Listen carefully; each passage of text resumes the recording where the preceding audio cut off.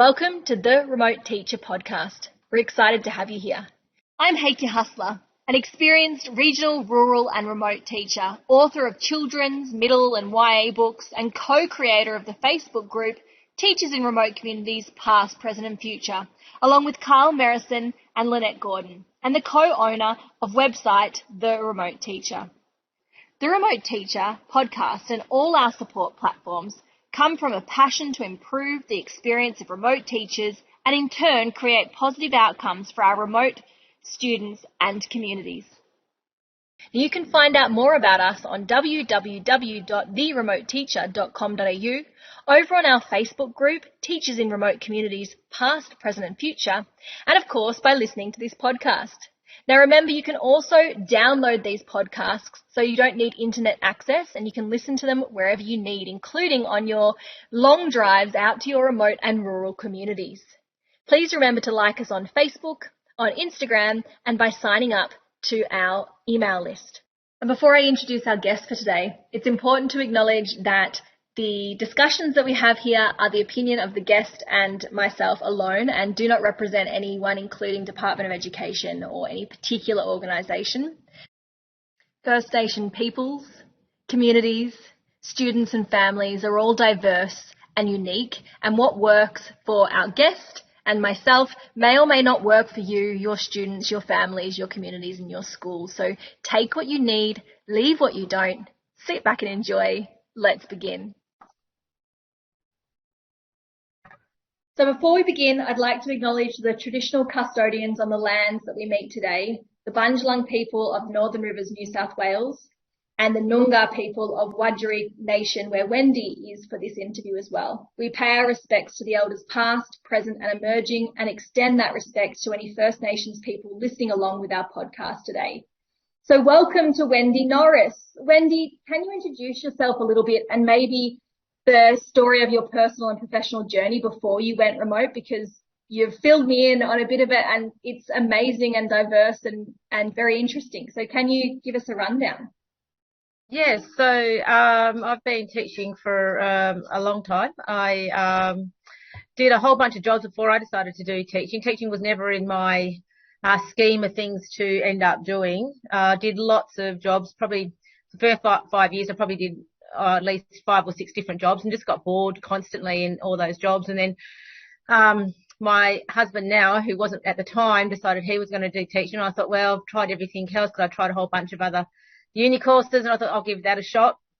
And so off I went to uni to do teaching, and from the day I started to right now, I've never had a day where I've been bored in teaching. So 4 years of teacher training, finished in 95. My husband was still training. So I stayed for a year in Perth and I went to a private business college there. I did a Bachelor of Education, majoring in what was then business studies and social studies. These days it would come under D&T and HAS. And so a year in a private business college, and then we were going to go out teaching because he finished, and then applied for this job at a TAFE called Karratha College. And so off I went to an interview thinking that the job was going to be in Karratha, and got to the interview and they started talking about this place called Ashburton Campus and the Ashburton region, and it's, you'd be based in Tom Price, and I smiled lovingly and said all the right things, and then ran home and got my atlas out and said to my husband, like, actually it's Tom Price that will be. And we sort of knew Tom Price was up north somewhere, but being city people, we'd both grown up in the city, had no real idea. Anyway, found Tom Price. I was off for the job, and we were married on the 7th of January, and by the 21st of January we were in Tom Price. And that was the start of my rural teacher. That was 1996. So newlyweds and new teachers, and out you go. Wow. Yes, yeah. So that was the start, and we did 4 years. 3 years in Tom Price, 4 years in Tom Price, I'm trying to remember it, 4 years in Tom Price. And I worked across, as part of the TAFE sector, I worked across Paraburdoo, Tom Price, Pannawonica and Onslow.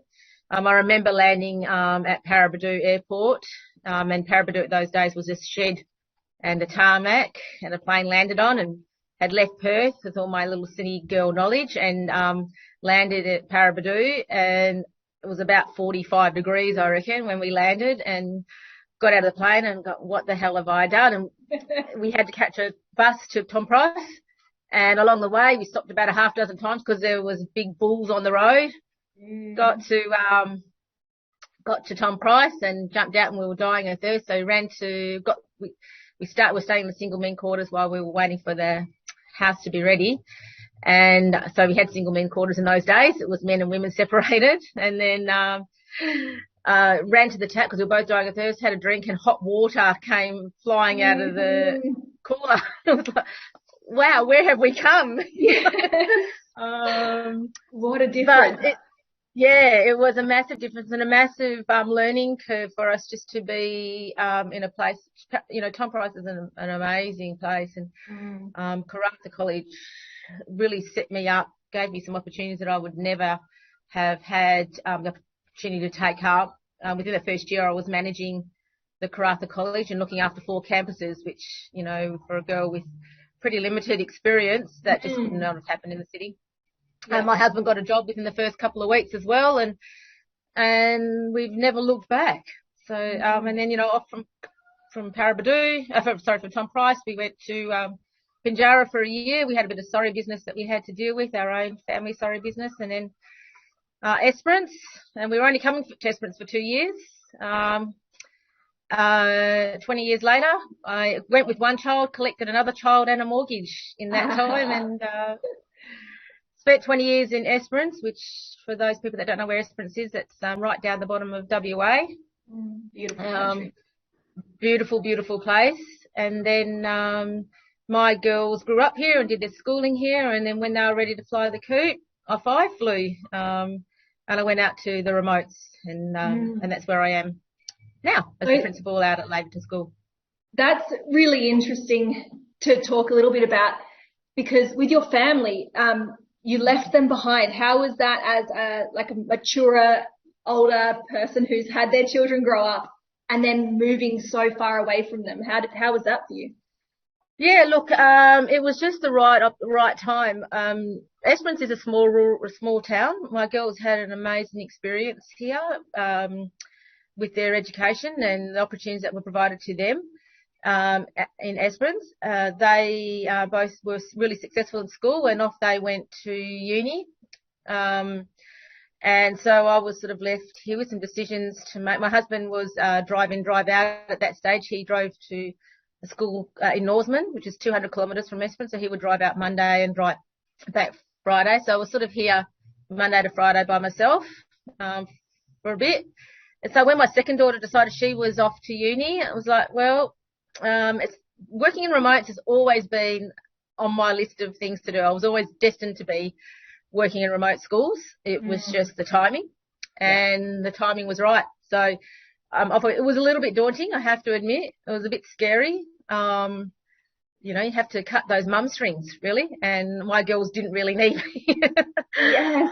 I was really, really lucky because my husband and my 2 daughters were incredibly supportive, and they were sort of the ones, when I was thinking about it, to give me the shove and say, go do it. And, there has been some times where I've been, you know, I miss them all the time, but, you know, there's a few important events in their lives that I've either had to take time off work or I've missed. So that's a real challenge, and being away from all my family. You know, it's not just a matter of getting a car and driving a couple hundred kilometres. I'm thousands and thousands of kilometres away. So it's been a real challenge and a massive learning curve. It hasn't gone without problems, but the benefits have just been amazing, and I wouldn't look back. I wouldn't have changed it. Yeah. And that's a really interesting story to tell as well, because I know lots of people do wonder about when is the right time to go remote. And so when you go when you're young and you've got no commitments yet and you're having an adventure, the people who want to go out when they've started their family and they've got young kids, and then the people who, you know, have all the years of experience like you do and then are ready to start that new phase of their life and go remote as well. So your story is really important for people to hear. Thank you for being on, Wendy. I wonder, because you've worked across so many sectors and in so many roles and across the different remotes, what do you find are the similarities, the common threads across them all, or perhaps the big differences that people should be aware of as well? Yeah. I guess the similarities for me, the biggest similarity is relationship building. It hasn't, it's been just really super clear that no matter what school you're at, building relationships and being part of the community is absolutely essential to success. Building the connections around you. When we came to Esperance, we came with no family. We had no family support, and I had almost a newborn baby with me at the time.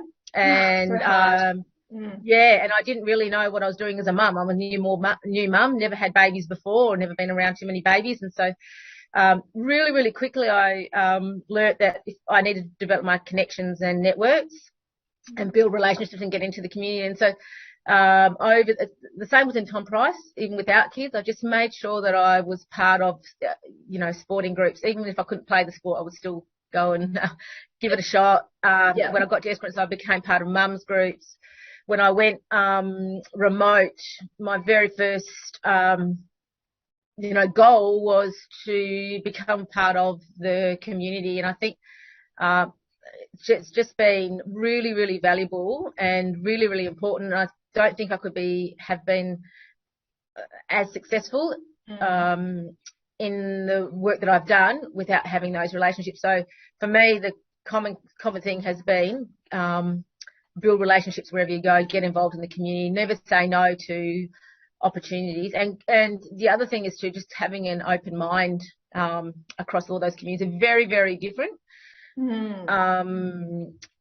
I've sort of gone in knowing a little bit about and then learning a lot and being open to that learning. And I think that's a risk that perhaps new teachers or teachers who have already worked in one remote can make, that they assume that they'll know everything now, or they'll be able to apply exactly the same knowledge, or it will work the same at the next school. But no, it doesn't. That's right. As you would know, the challenges are very, very different. And I keep talking about challenges, but there are so many sort of positive things. There are amazing opportunities. If you don't build the relationships and you're not open to experiencing new things, and putting down your walls a little bit and just allowing yourself to be open and exposed and vulnerable, you miss out on those amazing opportunities. I guess the stark differences is just life in general, not having phone connection, not being tarmac roads are a luxury, out in the bush. Just the cultural differences that you have to be conscious of. Little things like, in the city or in mainstream rural communities, you get in your car and you go wherever you want, or you can walk wherever you want. When I went out to Blackstone, it was a very traditional land, and there were many areas where women, there wasn't women's business, it was men's business land, and you just have to be really mindful of those sorts of things, that you can't just get in your car or you can't just go out for a walk. Not having a shop or fresh fruit coming in once a fortnight, being prepared to eat soggy carrots, because you can't get your carrots, and if the truck can't get in, your carrots are even soggier the next Which we laugh about now. Yeah. And I suppose for new remote teachers, it's like that awareness that these are some of the things you might face. So how are you going to deal with it when you do? Like, do you have your dried things, your frozen things? Do you do a big shop? Those kind of things. But I think it also highlights our privilege as well as remote teachers, that we can just go to the next town and do a big shop up, where a lot of our students and families can't afford to, or that there is bush tucker and bush food and the opportunity to do things that way perhaps, but our stores are expensive. And absolutely, I know in Blackstone lots of people didn't have fridges, so they would go to the shop every single day to buy their food. You talk about privilege. I had electricity. I could walk into my house, turn electricity on. Many of the people there worked on power cards, and if they didn't have the money to afford to buy a power card, they didn't have power for that day. They didn't have ovens. I'm working in Laverton at the moment, and this is true of all the other communities I've worked in. I have air conditioning. It's 45 degrees or 50 degrees outside. I go home and I go to an air conditioned house and I sleep, in a cool space at night, where my families don't have that same privilege. So we absolutely are. Even when you're going out to those really remote places, we absolutely are in a very, very privileged space. And we need to be very, very aware of that, and conscious of the fact that, you might have had a good night's sleep, but your students could have been up all night sleeping outside, because that's where the coolest space is for them, outside. So, you make a great point there about our privilege. And something for our listeners to reflect on. Just taking a short break from our deadly interview with our guest today to remind you of some resources that might be really handy in your remote outback classroom, including Carl Merrison and my books, Black Cockatoo, My Deadly Boots, Tracks of the Missing, and his book coming out, Backyard Footy. We also have a range of other books coming out across the next couple of years, so keep an eye out. We also create book packs, so you can study these books with your students. We take out all the hard work and we create done-for-you resources so you can pick up and go, reducing your workload and time spent preparing your lessons. They are comprehensive and differentiated and ready to go for diverse needs of diverse learners, including your ESLD students in remote communities. We also have a TPT store, The Remote Teacher, that we'd love to share some resources with you, including things like NAIDOC week resources, book packs, yarning circles, getting to know you activities, and much more. So head over there to check it out. Now let's get back to this deadly interview. Wendy, you have experience as a SENB worker or educator. Mm-hmm. Can you talk about how that shaped your teaching and your new role as a principal leader in your new school? Yeah, so I'm pretty conscious here that I'm not acting or talking on behalf of the Department of Education, that this is just my personal experiences.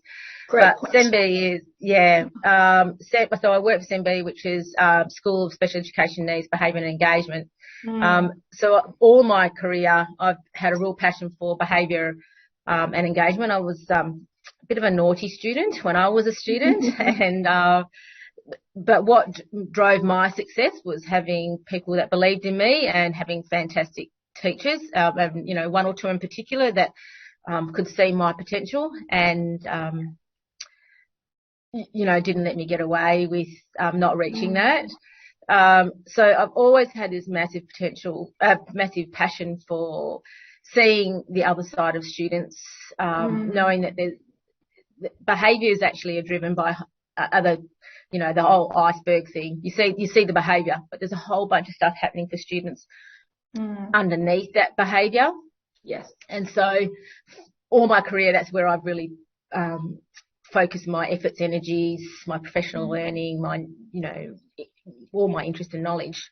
And I guess most recently doing a bit of study in the trauma area, because trauma just impacts, trauma, as you are aware, and probably everyone else is aware, it just impacts so significantly on students' learning. So I had an opportunity. Before you go on a little bit there, I feel like not everyone is aware. So when I went remote first, I had no idea about trauma-informed teaching, none. I'd done 4 years teaching previously. I'd done like little mini leadership roles, and I'd done 4 years of university, and I thought I kind of had things down. I had no idea about the special needs in remotes, about trauma-informed teaching. Even though I'd had some experience in remote communities through uni, I still didn't really have a good understanding of intergenerational trauma and intergenerational strengths as well. So I think sometimes new teachers out in remotes don't have a good understanding of that. What do you think on that topic?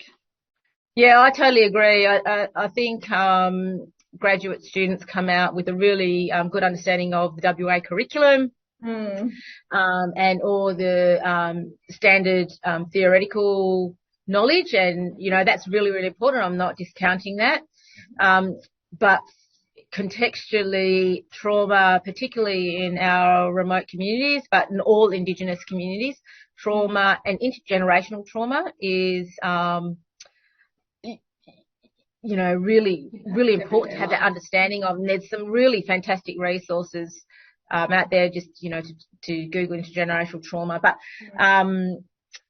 I think you're right that going out, just having an understanding that, whilst your students today might not have experienced trauma themselves, although there's lots of trauma continuing out there for our students, there's the epigenetics and there's that trauma that their parents and their grandparents have brought and live. And so through that, they have, dealing with those, they're dealing with those traumatic experiences, and they bring that with them. That's their lives, and they bring it into a classroom and they bring that into their learning. And it's very, very easy to write off a student, or say, they're just, behaving naughty, or, they've got choice. We all do have choices, I believe that, but their choices are driven by their experiences, and our choices are driven by our experiences. So having that understanding is incredibly important. I would encourage anybody to just go and do a bit of research themselves, as QUT have some great free training that you can do just to get a bit of background. And what other hints and tips do you have around that behaviour, trauma-informed space for new teachers? Look, my biggest, I keep coming back to the word relationships, but I can't stress that enough. I have seen, an abundance of behaviour management strategies, theories. I've seen curriculum come and go, and I've seen really well-developed programs, really pretty on paper, that have failed or have been successful. And the reason that all of those things, doesn't matter what strategy you use, for me, if you don't have relationships with your students and you don't have clear expectations in your classroom and you don't build those connections with families, then none of those other things are going to work. So, we're coming into a new year. If I could give any advice to any teacher, it would be spend your 2 weeks and just build connections and relationships with your students. And that's so, so important in remote communities. Curriculum needs to change, and as you know, having worked in remote communities, we don't teach the standardised curriculum. We have to modify that because of the EALD needs, the contextual needs, but so just build those relationships. And I think relationship-wise, you spoke of the first 2 weeks being important, but I found as well that it was often, so it was with your brain breaks, you take those opportunities to do this relationship building, because you have that attendance and transiency that you're not guaranteed to have your same students, so constantly working on relationships. Absolutely. It's not just you've done your 2 weeks and then you tick that box. It's a constant battle. And there are going to be times when those relationships are challenged, and it's about rebuilding that connection when the student, if the student's suspended or doesn't come for a couple of weeks, that you start again, you rebuild. But I think too, the important thing is that your relationships don't start and end in the classroom. They're out in the playground. They're out in the community when you're down the shop. They're out when you're, being part of anything that's in the community. That's where you build really strong connections. They see you as a person that's not a teacher. And that's especially important for listeners to realise as well, because often we're coming from larger cities or larger towns where you might not even bump into anyone going to the shops, but when you're in a remote, you're almost guaranteed to bump into someone somewhere in the street. Absolutely. It makes me laugh when you say that, because I think about my very first time in Tom Price when I like having come from the city, and the thought of, seeing your teacher when I grew up was like, oh my God, don't speak to them. And then I went shopping, 2 experiences. We went shopping, and so I was working with adults. My husband was working with high school, primary school students, and we had 2 primary school students on our trolley, and we were pushing them around on our trolley while we're trying to do our shopping. And then we're like, what? And then we had a couple of kids come from the school and knock on the door and say, can we come out and play? And it was like, okay, what's going on here? You could like your teachers, what's going on? Yes. So speaking of like that relationship and those, the beautiful kind of interactions you get, on the flip side, how's that from a leadership perspective? Because I've only ever done head of teaching and learning, so managing a small group of staff. I've never experienced the leadership space. So do you want to chat a little bit about remote leadership and pathways to leadership? And Yeah. Look, working in the country and rural, country and rural remote areas, I think the opportunities for leadership are enormous. And certainly I've been in leadership roles that I would never have had the opportunity to do if I stayed in the city. So from that point of view, I would encourage every single leader to go and do some time in the rural and remote areas. Look, things change from in a mainstream area. You can be a little bit more hands off. You can allow your deputies or your leadership team to do a lot of the operational work, and you're, as a leader in more mainstream type schools, you can do that more strategic stuff. When you're in small rurals and remotes in particular, you're in there, you're doing the operational stuff. Last year I spent 5 weeks teaching because of the teacher we couldn't get a teacher. I was 5 weeks full time in a classroom teaching. I was providing relief. I've been doing, dot provision because we just don't have that facility out here. So that's a double-edged sword because it's amazing because you get, you're in there. Any policy or practice that or routine you put in place, you're living and breathing. Action, so, yeah.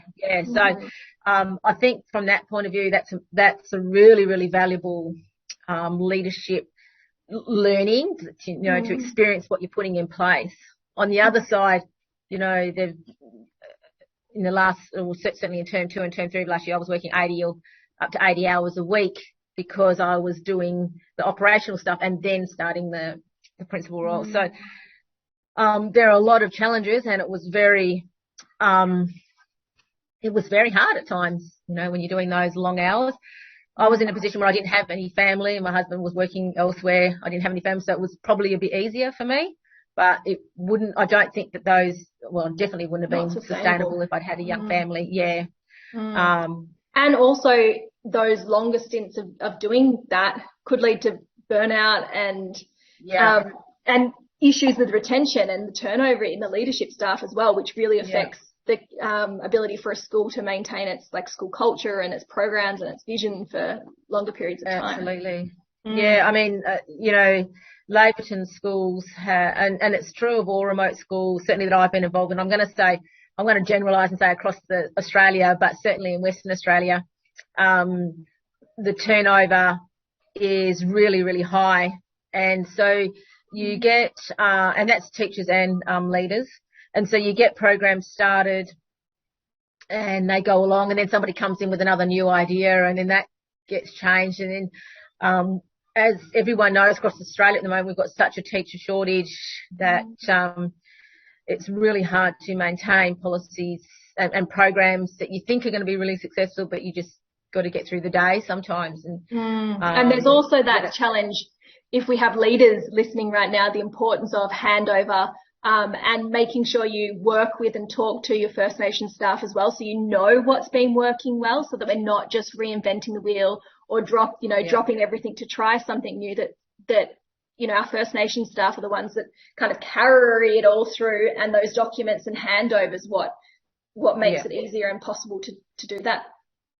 Oh, actually, what you're saying there is just so important, that relying on your First Nation staff, because your First Nation staff and your EAs are the people that are there the longest. So the people that have, at every school I've been to, they're the people that live in the community. They know the community, they know the families, they know the students, and they've been at your school, and they'll stay there. When you leave, they'll stay. And so it's incredibly important to really rely on those staff. And I don't know if I've got time, but we've had a bit of a sad, at the end of 2022, we had a sad moment where one of our teachers passed away in a car accident, and it was incredibly traumatic. That was at one of my campuses about 95 kilometres away.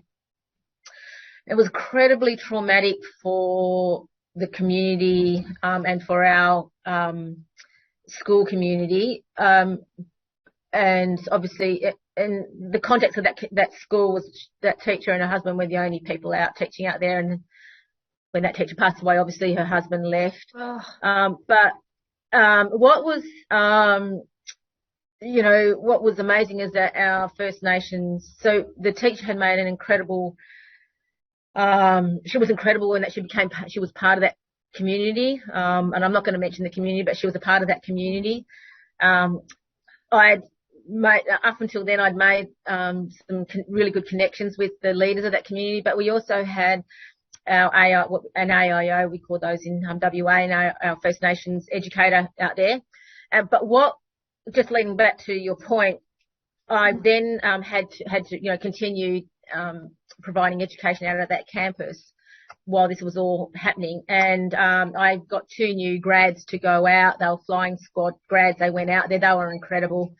But what was, just invaluable, and we wouldn't have been successful if we didn't have our First Nations educator at our AIO out there. She was the one that kept the routines going. She was the one that knew the kids. She knew, because, sent these 2 young grads out there who had no teaching experience and no knowledge of remote teaching. And so we relied really, really heavily on our AIO out there. And, that's I guess, an extreme example, but relying on your First Nation staff, and your EAs who live and breathe and work in that community is so important.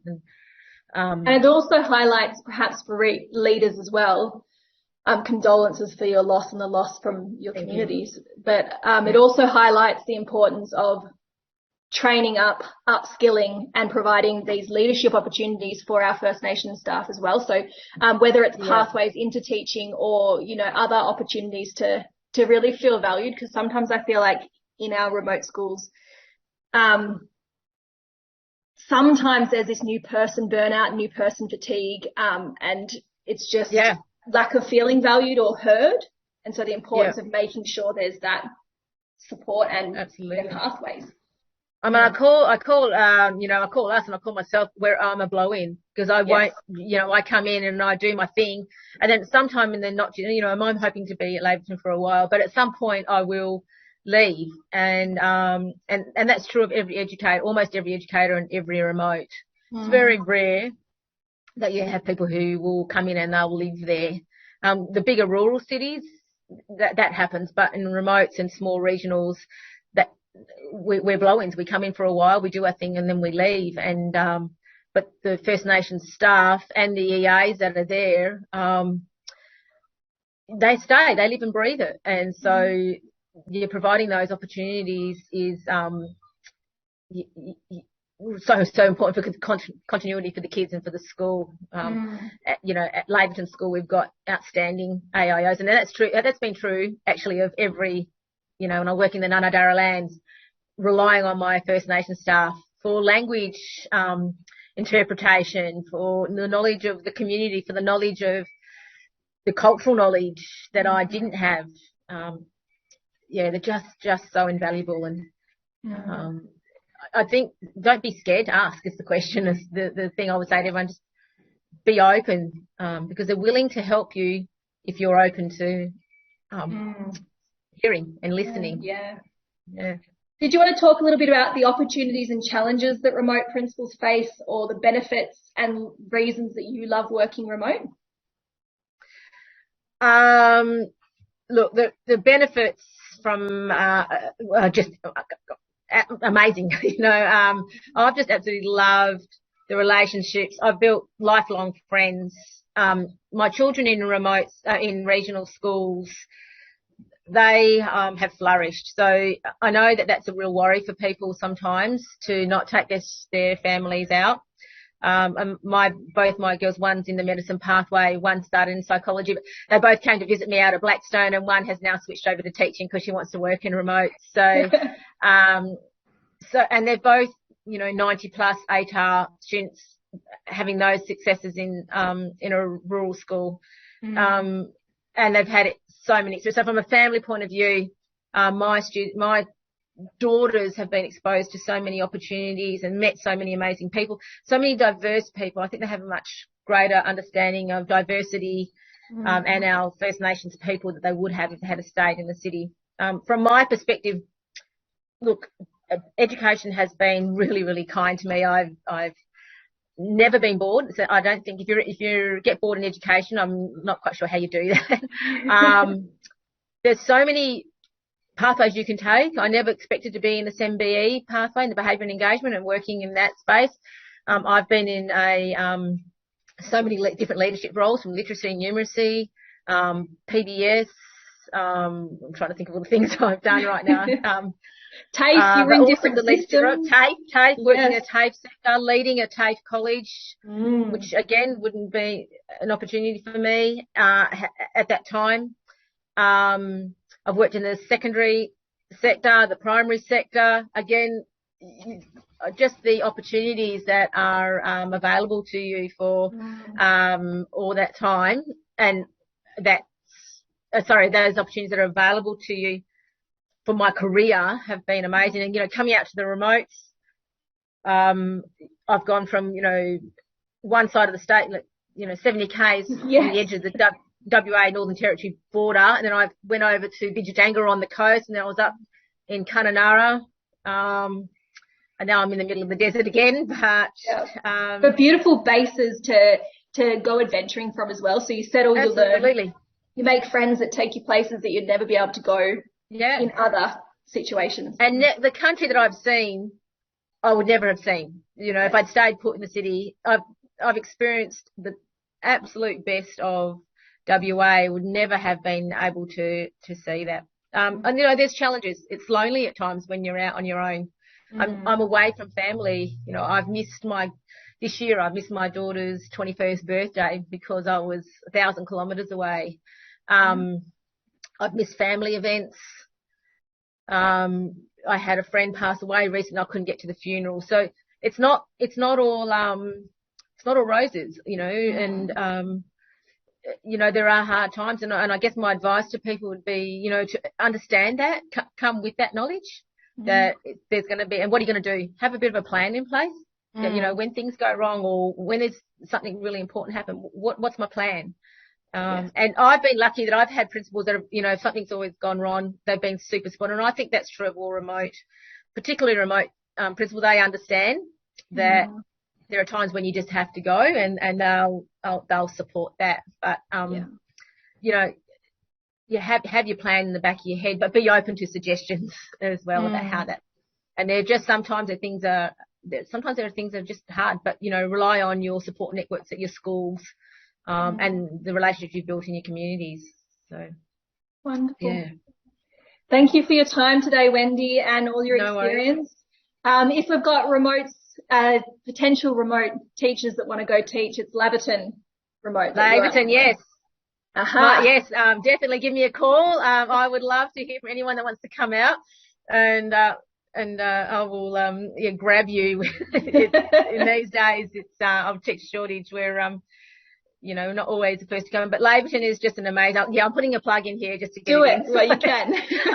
Laverton is an amazing place because it's considered a remote school, and it is remote. It's 1,000 kilometres northeast of Perth, but we have tarmac roads, we have a shop, we have a pub, we have gym, we have a sports club, we even have coffee, amazing coffee. So we're very, very lucky as a remote school, and it's a great it's a great entry into remote teaching if people are interested in doing remote but not quite ready to go.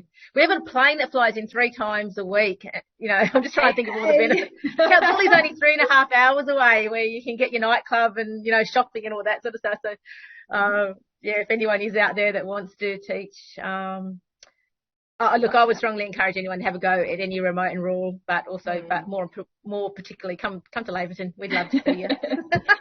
Thank you so much for your time, Wendy. No, thank you. Each podcast episode, we also try and highlight or spotlight or do a shout out for amazing businesses, organisations, groups and services that are working in remote communities. This could be run or owned by First Nations people, or services that regularly are committed to going into remote communities and listening and working with First Nations people.